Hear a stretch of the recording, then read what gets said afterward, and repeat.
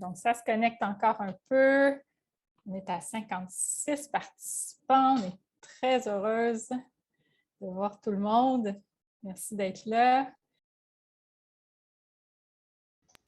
Hop, j'ai accroché le bouton du micro. Je recommence. Bonjour tout le monde, bienvenue au webinaire Discrimination dans l'accès aux garderies, une lutte des demandeuses d'asile et des personnes à statut précaire.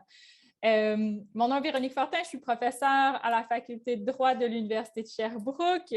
Je suis l'animatrice pour le webinaire aujourd'hui. Je vous souhaite la bienvenue. Nous sommes très, très contents que vous soyez ici en grand nombre. Je veux d'abord commencer par la reconnaissance des territoires non cédés. Donc, nous reconnaissons au sein de l'Observatoire des profilages que l'Université de Montréal est située en territoire autochtone, lequel n'a jamais été cédé. Nous reconnaissons la nation Kanien'kehá:ka comme gardienne des terres et des eaux sur lesquelles nous nous réunissons aujourd'hui. Tiohtià:ke, Montréal, est historiquement reconnu comme un lieu de rassemblement pour de nombreuses Premières Nations. Aujourd'hui, une population autochtone diversifiée ainsi que d'autres peuples y résident. Dès lors, nous, membres de l'Observatoire des profilages, nous engageons à défendre les principes de solidarité et de respect aux côtés des premiers peuples dans la communauté et dans nos activités. Donc, je vois que ça se connecte encore. Nous sommes bien au webinaire Discrimination dans l'accès aux garderies, lutte des demandeuses d'asile et des personnes à statut précaire. Quelques consignes techniques avant de commencer plus formellement. Évidemment, on vous demande de fermer vos micros et vous pouvez aussi, en fait, on vous encourage à fermer vos caméras pendant les présentations. Comme vous voyez, on enregistre le webinaire aujourd'hui. On enregistrera simplement la période de présentation. Quand on sera rendu à la période de questions, on va cesser l'enregistrement. Vous pourrez rallumer vos caméras pour que la période d'échange soit plus conviviale et soyez assurés qu'on n'enregistrera pas la période d'échange. Petite précision aussi, on va prendre les questions à la fin pendant la période d'échange.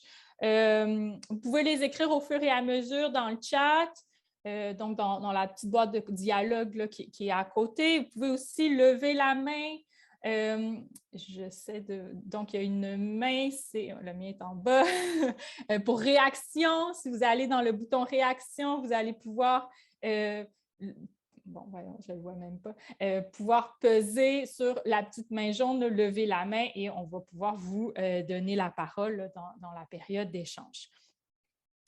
Ce webinaire est présenté par l'Observatoire des profilages. L'Observatoire des profilages est dirigé par Céline Bello, qui est professeure à l'Université de Montréal à l'École de travail social, qui est ici aujourd'hui. Bonjour Céline.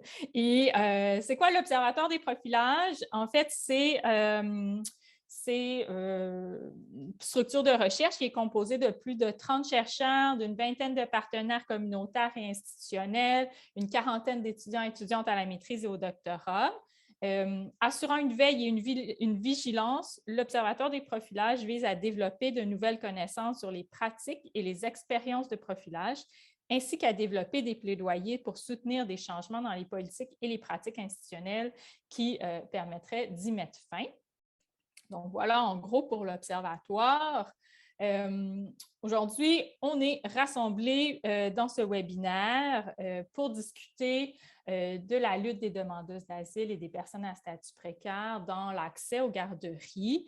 Depuis maintenant plus de 3 ans, les familles demandeuses d'asile n'ont plus droit aux services de garde subventionnés au Québec. Les impacts néfastes de l'exclusion qui visent de manière disproportionnée les femmes demandeuses d'asile et leurs enfants ont été largement documentés. Les mères monoparentales demandeuses d'asile se retrouvent dans l'impossibilité de travailler en raison d'un manque d'accès aux garderies subventionnées, malgré le fait qu'elles aient accès à un permis de travail. Donc, aujourd'hui, pour nous parler de ces enjeux-là et de cette lutte, je passe la parole aux présentatrices qui vont se présenter elles-mêmes là, et dire plus sur leur parcours. Donc, Maryse Poisson, Erika Massoud, Gillian Morans et Cybèle Ataogoul et Fatou, évidemment, qui nous parlera de son expérience. Donc, sans plus tarder, je vous passerai la parole, Maryse et Erika, pour la présentation. Parfait. Merci beaucoup, Véronique. Donc, je suis vraiment contente de voir qu'il y a autant de monde pour participer à ce webinaire aujourd'hui. Je pense que pour tout le monde de l'équipe, c'est vraiment réconfortant de voir que notre cause est soutenue par autant de personnes. Donc, merci vraiment beaucoup d'être là. On va commencer par présenter aujourd'hui qui va vous parler dans le cadre de ce webinaire-là. Ici, on va suivre l'ordre des présentations. Donc, je vais commencer par me présenter. Je m'appelle Maryse Poisson. Je suis directrice des initiatives sociales au collectif Bienvenue, qui est un organisme qui accueille, soutient, aide matériellement les familles demandeuses d'asile les plus précaires qui arrivent de la frontière. Je suis aussi membre fondatrice du comité Accès Garderie, donc depuis le tout début en 2018 dans la campagne, engagée le soir, souvent après mes journées de travail dans cette campagne-là. Donc, très contente d'être là avec vous. Je passerai la parole à Erika, ensuite à Fatou, à Gillian et à Cybèle pour vous présenter en 1 minute ou 2. Merci Maryse. Donc, bonjour à tous et à toutes. Mon nom est Erika Massoud et je travaille à la TCRI, qui est la table de concertation des organismes au service des personnes réfugiées et migrantes. Nous sommes un regroupement de près de 160 organismes partout au Québec qui accompagnent les personnes immigrantes, réfugiées et à statut précaire. Et nous sommes impliqués aussi dans le comité depuis le début. Donc, je vais passer la parole à Fatou. Allô, bonjour à tous. Mon nom c'est Fatou et je suis originaire du Mali. En fait, je suis demandeuse d'asile et je suis maman monoparentale d'une fille de 2 ans et demi maintenant. Et je vous remercie de m'avoir donné l'occasion d'être là parmi vous et narrer mon expérience depuis que je suis là. Je peux continuer, c'est ça? OK. Donc, du coup, moi, j'ai fait une demande d'asile et je vis seule avec ma fille. J'ai un permis de travail, mais honnêtement, à quoi il me servait? Il me servait parce que la situation a un peu changé, même si on ne le souhaite pas pour tout le monde, parce que j'ai un enfant avec des besoins particuliers. Elle est née avec une malformation cardiaque. Donc, jusqu'en août dernier, j'étais seule avec elle. Je n'avais pas l'opportunité d'aller où ce soir ni travailler parce que j'avais personne pour la garder. Donc, je me dis, étant sur l'aide sociale, c'est une perte pour le gouvernement, comme je l'ai dit la dernière fois, parce que c'est lui qui débourse les sous. Mais s'il nous donne un permis de travail, on va payer nos impôts. Donc, c'est de l'argent qui rentre au gouvernement. Donc, je me dis, il y a une petite nuance où ils ne voient pas l'avantage d'octroyer la possibilité aux parents demandeurs d'asile d'avoir une garderie pour les enfants. Non seulement Parfait, pour... Fatou. C'est bon? Fatou, on va peut-être juste terminer avec le tour de table de tout le monde. OK. Tantôt, tu vas avoir l'opportunité de vraiment nous donner plus de détails Super. sur toute la situation. OK, ça Merci beaucoup, marche. Fatou, d'être avec nous. OK, Tu représentes vraiment bien les demandeurs d'asile aujourd'hui. Merci. super. Gillian? Oui, bonjour, je suis pédiatre à l'hôpital de Montréal pour enfants et je travaille dans la clinique multiculturelle ici et aussi au centre de pédiatrie sociale à Côte-des-Neiges Atlas et je suis beaucoup d'enfants qui sont demandeurs d'asile. Merci, Gillian. Est-ce que Cybèle peut se présenter en quelques mots? Oui, bonjour, mon nom est Cybèle Ataogoul, je suis avocate au cabinet Melançon Marceau Grenier Cohen et membre de l'Association des juristes progressistes. Merci, Cybèle, d'être avec nous. On est tellement contents de t'avoir dans la campagne. Donc, je passerai la parole à Erika pour la prochaine diapositive. On va vous présenter la création de notre comité, puis le début de notre campagne.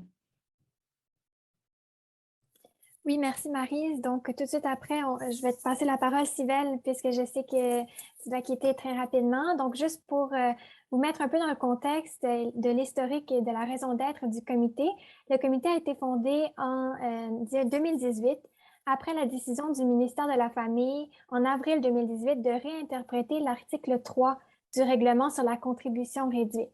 Et cette réinterprétation-là a fait en sorte que l'accès des demandeurs d'asile a été retiré aux services de garde subventionnés et aussi au versement anticipé du crédit d'impôt pour frais de garde. Donc, depuis ce moment-là, depuis septembre 2018, le comité a été mis sur place et a rassemblé des intervenants du communautaire, des professionnels de la santé, des services sociaux et des personnes demandeuses d'asile qui luttent contre cette exclusion et contre la réinterprétation de cet article sur la contribution réduite. Donc, on va parler un peu plus de détails sur les chiffres, etc. Mais je passerai la parole à Cybèle, qui est avocate, comme elle l'a présenté, et qui est en ce moment en train de plaider en cours prochainement ce cas. Donc, Cybèle, je te laisse la parole. Oui, merci beaucoup. Je suis désolée, je suis en procès en ce moment sur Zoom, donc je suis en pause de mon procès pour pouvoir vous parler. C'est pour ça que j'ai rushé un peu les organisatrices. Je voulais remercier toutes les personnes qui sont impliquées dans cette campagne. Moi, j'ai été impliquée dans cette campagne-là. J'ai fait beaucoup de dossiers constitutionnels de contestation en vertu de la charte. Et j'avais une amie son amie était une demandeuse d'asile et on est allé la déménager. Son amie qui est demandeuse d'asile. Et pendant le déménagement, elle me dit, peux-tu croire qu'elle n'a pas accès aux garderies subventionnées? Puis j'ai dit, mais qu'est-ce que tu veux dire, elle n'a pas accès aux garderies subventionnées? Tu sais, je savais qu'elle avait un permis de travail. Elle m'a dit, oui, apparemment, le ministère ne veut plus, puis il a changé ça. Puis c'est là que j'ai fait, OK, bien, il faut le contester. Je ne savais pas en vertu de quoi, mais ça m'a juste tellement choquée. Que les personnes qui ont le plus besoin n'aient pas accès à ça. Et je me rappelle même pas après comment j'ai pu entrer en contact avec les magnifiques dames qui sont impliquées dans la campagne, mais j'ai comme offert de faire ça, mon bureau a offert de le faire pro bono pour contester. Puis en fait, très rapidement, tout ça, tout ce dossier-là, juridiquement parlant, judiciairement parlant, part d'un petit article d'un règlement qui est le règlement sur la contribution réduite, qui prévoit des critères pour avoir accès, disons, à une garderie subventionnée à la contribution réduite.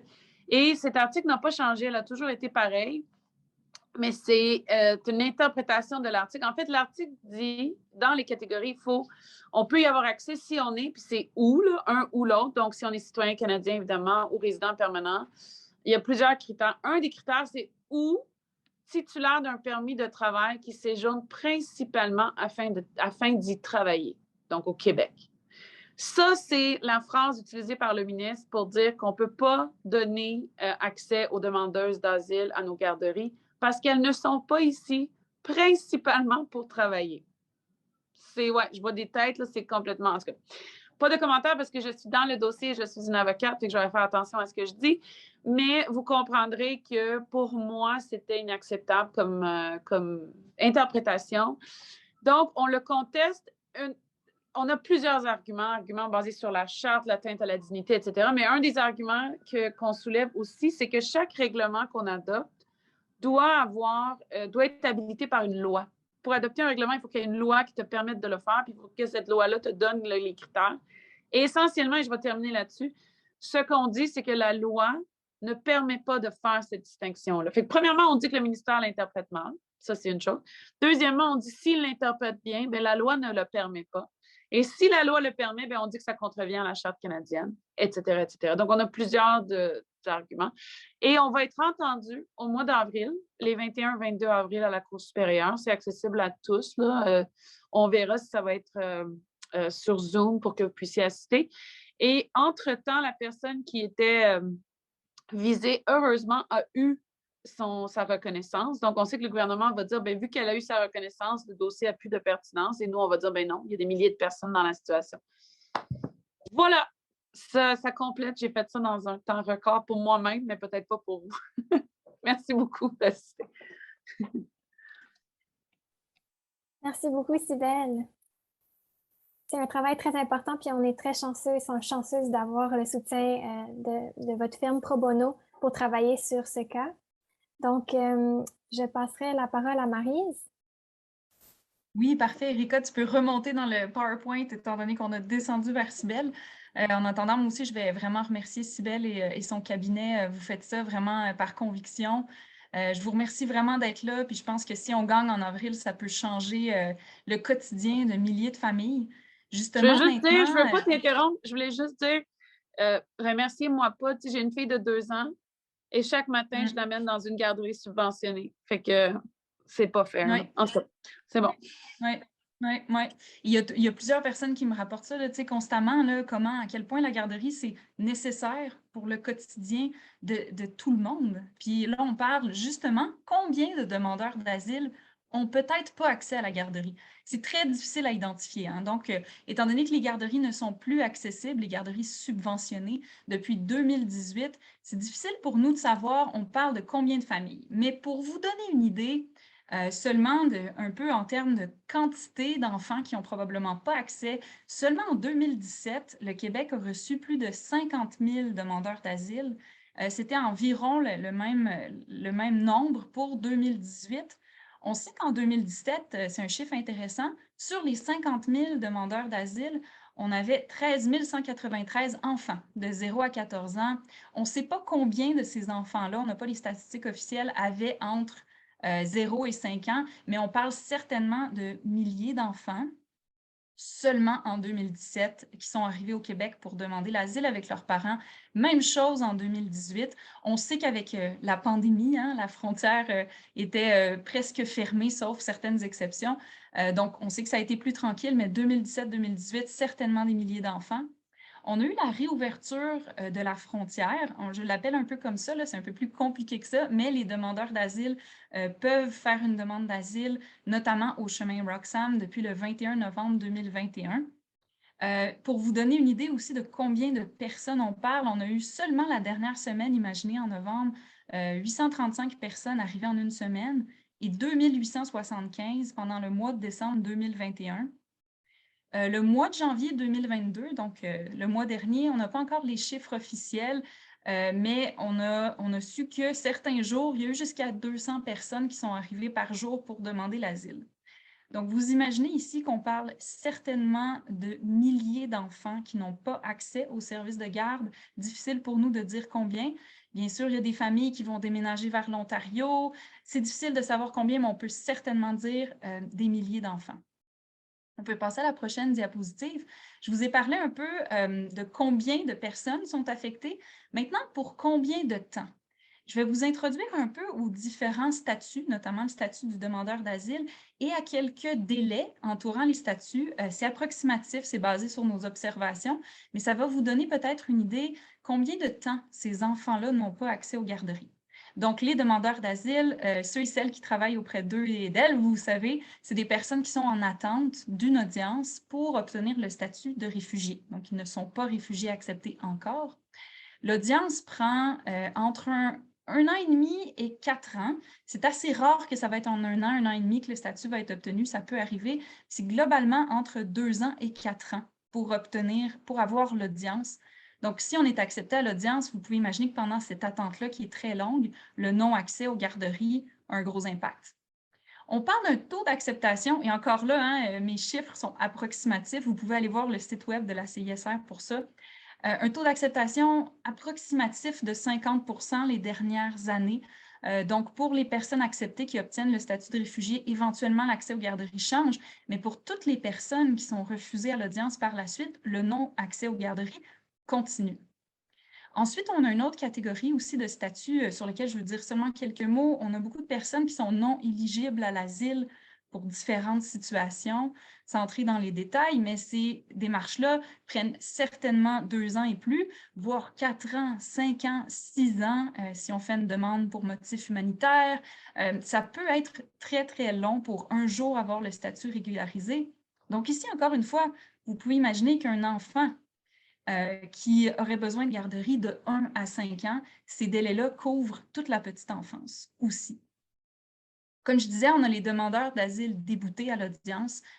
Donc, quand même, malheureusement, beaucoup de personnes refusées à l'audience continuent d'autres procédures. Et là, on parle certainement de 3 ans et plus, là où ces personnes-là n'ont pas accès aux garderies suite à l'audience dans les autres démarches. Je voulais dire quelques mots aussi sur les enfants de demandeurs d'asile nés au Québec. Peut-être qu'on oublie un peu ça aussi. c'est inconnu, on ne sait pas combien d'enfants de demandeurs d'asile sont nés au Québec, mais c'est certainement des centaines, peut-être des milliers d'enfants de demandeurs d'asile déjà en sol québécois qui donc naissent ici, ont la citoyenneté canadienne, mais l'accès aux garderies leur est aussi refusé jusqu'à la régularisation du statut de leurs parents. Donc, on parle de beaucoup d'enfants ici aussi. Donc, cette diapositive-là, prenons-la quand même avec un petit grain de sel. C'est des délais très approximatifs, plutôt basés sur nos observations comme intervenants. Donc, ça vous donne une idée, on parle de beaucoup d'enfants, on parle de délais qui sont longs, qui durent la plupart du temps une grande partie de la petite enfance pour ces familles-là. Quelques mots maintenant pour ceux et celles qui ne travaillent pas de près avec les demandeurs d'asile, aussi juste pour vous donner des petites pistes sur justement à quels services ils ont droit, à quels services ils n'ont pas droit. Les demandeurs d'asile ont droit à l'aide sociale à leur arrivée au pays. Ils ont droit aux soins de santé, à la couverture fédérale. Ils ont droit au permis de travail. Les délais sont longs, sont importants, surtout présentement. Je vous ai mis ici le document d'identité du demandeur d'asile pour ceux et celles qui ne connaissent pas. C'est le document qui doit être montré dans toutes les institutions pour avoir accès à ces services-là. Présentement, d'ailleurs, ce document-là est long à obtenir. Ça, c'est un grand problème qu'on vit ces mois-ci. Les enfants ont aussi, bien sûr, accès à l'éducation primaire et secondaire. Les demandeurs d'asile, donc, n'ont pas accès aux garderies subventionnées et au crédit d'impôt pour les frais de garde, alors qu'ils ont accès à l'éducation primaire et secondaire.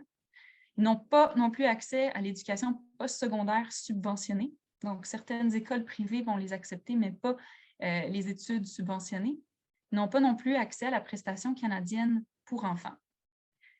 Donc, vous voyez ici que, étant donné qu'ils ont le permis de travail, les demandeurs d'asile, la plupart souhaitent travailler, souhaitent être actifs. Ils ont aussi, je ne l'ai pas inclus ici, accès à des cours de français assez facilement aussi. Donc, les demandeurs d'asile, en général, souhaitent étudier le français, être actifs, et les garderies sont vraiment un frein très, très, très important pour les familles. On va passer à la prochaine diapo, et je vais passer la parole à Erika. Oui, donc comme je vous ai mentionné au tout début, le comité Accès Garderie a été créé en 2018 avec des personnes demandeuses d'asile afin de lutter contre cette exclusion. Et au courant des dernières années, il y a plusieurs plaidoyers qui ont été menés par le comité. Donc, en octobre 2018, on a lancé une pétition et une lettre ouverte. La pétition qui vous sera partagée aussi dans le clavardage, qui est toujours en ligne si vous souhaitez la signer. En février 2019, une rencontre a eu lieu avec le ministre de la Famille qui malheureusement n'a pas porté fruit malgré la présence de demandeuses d'asile avec leurs enfants à cette rencontre. Le ministre n'a pas fait suite à la rencontre, même s'il a dit être sensible à la cause. Il n'y a pas eu de changement au niveau politique suite à cette rencontre. En juin 2019, il y a eu le lancement du recours judiciaire dont Cybèle nous a parlé et le lancement d'une campagne de sociofinancement puisque les avocates mènent ce recours pro bono. La CDPDJ, donc la Commission des droits de la personne et des droits de la jeunesse, s'est aussi joint au recours en septembre 2019. En septembre 2020, un rapport a été publié par la TCRI sur l'état de la situation des demandeurs d'asile dans les services essentiels. Et ce rapport a constaté que les demandeurs d'asile qui travaillaient dans les services essentiels n'avaient même pas accès, n'ont pas réussi à avoir accès aux services de garde d'urgence qui ont été mis en place pendant la première vague, même après que le ministère de la Famille a confirmé que pendant cette brève période, la première vague de la pandémie, tout le monde avait accès, incluant les demandeurs d'asile, aux services de garde d'urgence pour les travailleurs qui travaillent dans les services essentiels. Mais le sondage que la TCRI a lancé a constaté que en vraie vie, la situation actuelle était que sur papier, ils avaient accès, mais qu'en réalité, ils n'avaient pas. Finalement, en juin 2021, on a relancé une lettre aux différents partis politiques pour essayer de mobiliser encore une fois sur cette question. Et présentement, au courant des derniers mois, on a lancé à la fois une communiqué de presse et plusieurs actions, dont des lettres qu'on a envoyées aux députés dans le cadre de l'étude du projet de loi 1 qui est en cours en ce moment sur la refonte des services de garde. Donc, nous souhaitons mobiliser les acteurs politiques et on va en parler un peu plus dans la prochaine diapo sur cette question. Donc, c'est ça pour poursuivre rapidement sur les prochaines actions. Comme je vous ai mentionné, en ce moment, il y a l'étude du projet de loi numéro 1 en cours qui a débuté au début du mois de février. Et il va y avoir un amendement qui va être proposé pour que l'accès aux garderies soit garanti à tous les enfants, peu importe le statut des parents. Donc, on est en train de mener cette lutte à la fois au niveau juridique avec le recours dont Cybèle nous a parlé et les procès, encore une fois, les dates du procès, c'est le 21-22 avril à la Cour supérieure. Et en même temps, en parallèle, on mène cette pression auprès des partis politiques et des députés qui font partie de la commission pour l'étude du projet de loi numéro 1 avant qu'elle soit entérinée. Donc, on espère que cet amendement va pouvoir passer. Sinon, on vous invite aussi à vous abonner à notre infolettre. On a une page Facebook et on est ouvert à collaborer avec vous, avec vos organismes pour mener différentes actions pour attirer plus d'attention sur la cause. Donc, les liens vous seront partagés, notamment les liens de la pétition, vous seront partagés dans le chat. Je repasse la parole à Marie-Lise. Merci beaucoup, Erika, pour le tour d'horizon de ce qu'on a fait, de ce qui est à venir. Maintenant, on aimerait aller un petit peu plus en profondeur dans la discussion sur les impacts du non-accès aux garderies avec Fatou et Jillian. Donc, pour vous dire quelques mots, moi, j'ai travaillé comme intervenante au PRIDA, auprès des demandeurs d'asile, et ce qui ressort vraiment, c'est que pour les femmes monoparentales, l'absence de garderie, ça signifie ne pas pouvoir travailler, étudier le français et être autonome. C'est énorme. C'est énorme pour ces milliers de familles-là. Pour les familles biparentales, donc 2 parents, souvent la discrimination dans l'accès aux garderies, ça veut dire une impossibilité d'organiser la vie familiale avec des horaires acceptables, puis d'être ensemble comme famille. Encore la semaine dernière, un couple me racontait qu'ils sont obligés d'étudier le français de jour, l'autre de soir pour s'occuper de l'enfant, ce qui fait que la famille ne passe presque pas de temps ensemble. Donc, autant pour les femmes monoparentales, pour les parents monoparentaux que les familles, les impacts sont énormes. Puis aujourd'hui, on a la chance d'avoir avec nous Fatou, qui a collaboré avec le comité pour qu'elle nous dise quelques mots sur sa situation, sur comment le non-accès aux garderies a eu un impact sur elle. Donc, Fatou, on t'inviterait.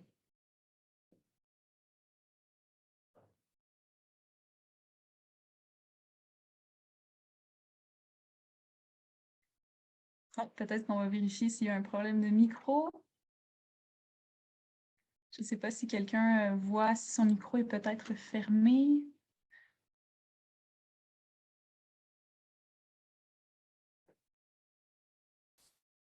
Peut-être qu'en attendant... Ah, le micro est fermé? OK, on va peut-être vérifier. Erika, tu peux peut-être vérifier s'il y a un enjeu de micro. Sinon, en attendant, je vais passer la parole à Jillian et Fatou pourra continuer suite à Jillian. Allô? Ah voilà, je pense que Fatou nous entend. J'avais un problème avec l'écran. Pas de problème. Vous m'entendez clairement? Oui, très bien. OK, dois-je reprendre ou bien je continue juste là où je m'étais arrêtée? Ben, comme je le disais, au fait, je suis maman monoparentale d'une fille de 2 ans et j'ai mon permis de travail exactement et je suis sur l'aide sociale. Maintenant, moi, mon souhait est de quitter l'aide sociale pour être un peu plus indépendante financièrement parce que le montant que je reçois, honnêtement, n'arrive pas à nous aider quotidiennement. Donc, mais là, je n'avais pas la possibilité de travailler parce que ma fille était tout le temps avec moi par le manque d'accès à la garderie. C'est un enfant à besoins particuliers parce qu'elle est née avec une malformation cardiaque, comme je l'ai dit. Et même pour sa motricité, pour son autonomie et autres aspects, comme tout enfant doit jouer, elle n'en avait pas accès. Moi, j'ai eu, je dirais que la chance, parce qu'on s'est inscrit à un organisme appelé « Je me fais une place en garderie ». C'est pour les enfants qui ont des problèmes de malformation, des spectres, de l'autisme, tout ce qui rentre dans ce domaine-là. Ils nous aident à avoir des places dans les garderies subventionnées et on ne paye absolument rien. Mais ça, c'est vraiment minime et personne ne veut avoir un enfant malade pour avoir accès à la garderie en tant que demandeur d'asile. Nous, on a eu cette opportunité à cause de son état de santé. Là, elle part à la garderie et elle a fait beaucoup de progrès côté langage, côté motricité sociale et tout. Et moi aussi, ça m'épanouit. Là, je suis à quête d'emploi. J'ai encore rien reçu comme boulot parce que les heures aussi ne m'arrangeaient pas. C'est tard dans la nuit ou tôt ou très tôt. Et une fois de plus, étant seule, c'est pas trop évident.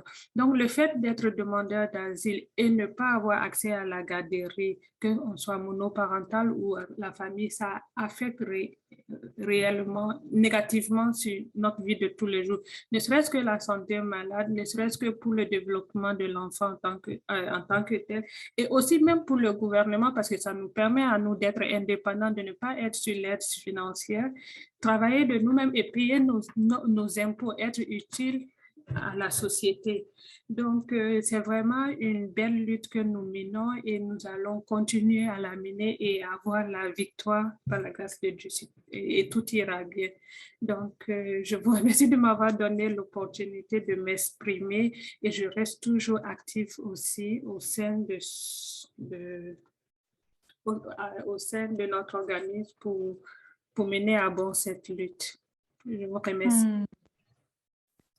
Merci tellement d'être avec nous, Fatou, puis merci pour aujourd'hui d'avoir pris le temps de venir témoigner à tout le monde qui nous écoute. Donc, merci beaucoup. Juste pour ajouter, j'ai un autre témoignage ici dans le chat qu'on vient de me permettre de partager d'une une autre dame qui était demandeuse d'asile, dont la fille souffrait d'autisme, qui n'a jamais eu accès aux garderies, qui a beaucoup souffert de cette politique-là, puis qui a même fini par quitter le Canada à cause de ça. Donc, vous pouvez imaginer que c'est une politique qui touche vraiment beaucoup de familles. Je passerai la parole à Jillian maintenant. Oui, merci Fatou pour avoir partagé votre expérience. Moi, je voulais vous parler aussi aujourd'hui parce que c'est quelque chose que je vois souvent dans ma pratique, c'est les effets néfastes sur les patients qui n'ont pas accès à la garderie à cause de leur statut de leurs parents. Alors, c'est pour ça, en 2018, que je me suis jointe dans le comité Accès Garderie.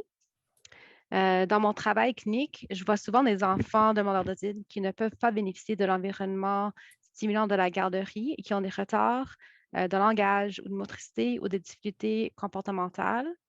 Et comme pédiatre, je reconnais l'impact bénéfique de la garderie sur le développement et la socialisation des jeunes enfants. Est-ce que vous pouvez mettre ma première diapo, s'il vous plaît? Oui. Alors, quand je pense à la manque de garderie, je pense souvent au cas de Abakar. C'est un petit garçon de 2 ans et demi qui avait 2 ans et demi quand je l'avais rencontré pour la première fois en mars 2019. À ce moment-là, il était venu de Tchad en novembre 2018 comme un demandeur d'asile. Puis il n'était pas éligible à la garderie à cause de son statut demandeur d'asile. Il habitait avec une maman qui est monoparentale, qui avait 2 autres enfants avec elle ici au Canada, un enfant de 6 ans et un bébé. Et elle avait aussi 3 enfants plus âgés qui étaient encore au Tchad. Alors, à la première visite, quand je l'avais vu, j'ai remarqué qu'il y avait un retard de langage important, que la maman était pas au courant. Mais à ce moment-là, à 2 ans et demi, il disait juste quelques mots en arabe, des mots isolés, pas de phrases. Et aussi, maman expliquait qu'il y avait beaucoup de problèmes de comportement, qu'il pleurait beaucoup quand il quittait de l'appartement, qu'il y avait très peu de chances de voir d'autres enfants. Et moi, j'avais à ce moment-là des inquiétudes pour son retard de langage et pour l'autisme. Et j'avais fait une référence au CLSC en orthophonie, en audiologie et en psychologie. Et depuis ce temps-là, je l'ai revu plusieurs fois dans ma clinique. Et c'est juste vraiment à l'âge de 4 ans, quand la famille a été acceptée, qu'il a pu commencer à fréquenter la garderie. Et depuis ce moment-là, il a fait beaucoup de progrès. Il a l'aide d'une éducatrice spécialisée et est encore en attente pour avoir une évaluation en autisme. Là, vous pouvez mettre ma prochaine diapo, s'il vous plaît. Oui. Alors, on sait que la fréquentation de la garderie stimule les habiletés cognitives et sociales et aussi, ça peut diminuer les inégalités sociales et favoriser le développement des enfants. Alors, il y a plein d'études scientifiques ici au Québec et internationales qui démontrent des effets importants, bénéfiques de la garderie sur le développement. Et en refusant les familles demandeurs d'asile, on laisse de côté un nombre important de nos enfants, dont certains qui en bénéficieraient le plus. Alors, en effet, les études démontrent que la fréquentation de la garderie est plus importante et propice au bon développement pour les enfants qui sont socialement vulnérables, comme sont souvent les familles demandeurs d'asile. Vous pouvez mettre la prochaine diapo, s'il vous plaît. Il y a une enquête montréalaise sur l'expérience préscolaire de maternelle qui a étudié des enfants en maternelle qui a vu comment ça allait pour le développement. Et on a vu que les enfants qui avaient fréquenté un service de garde avant d'avoir commencé la maternelle et qui étaient des enfants de première génération immigrants étaient 2 fois moins vulnérables au niveau de leur développement que ceux qui n'avaient pas fréquenté un service de garde avant de commencer la maternelle. Et ceux qui avaient fréquenté une CPE ou la maternelle 4 ans étaient 5 fois moins vulnérables dans leur développement. Il y a aussi une étude à long terme qui démontre les effets bénéfiques de l'accès à la garderie sur le succès scolaire. Alors, il y a une étude qui avait suivi 1300 enfants au Québec jusqu'à l'âge de 12 ans. Et on a vu que participer à une garderie éliminait les différences académiques entre les enfants de milieux défavorisés et ceux de milieux favorisés à l'âge de 12 ans. Je vais mettre ma prochaine diapo, s'il vous plaît.